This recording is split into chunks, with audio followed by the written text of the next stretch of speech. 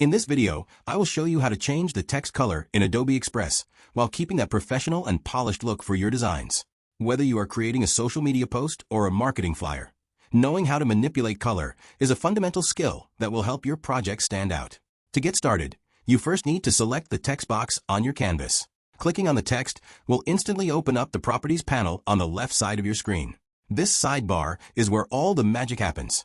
Look for the Fill Color Swatch, which is represented by a solid color circle sitting right next to the font size settings. Clicking this circle will reveal the Color Options menu. The first way to change your text is by using the preset colors. Use these if you want a quick and reliable look from a curated palette. However, if you want your text to blend in perfectly with your background images, you should try the color picker. Simply click the eyedropper tool and then click on any color already visible on your canvas. This ensures total harmony throughout your design. Another professional approach is using hex codes. If you have a specific brand color, you can simply type that 6-digit code directly into the input box to get an exact match every single time.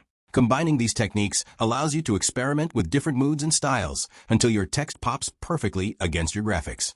Adobe Express makes it incredibly simple to test out various shades in real time, so you can see what works best for your specific audience and layout.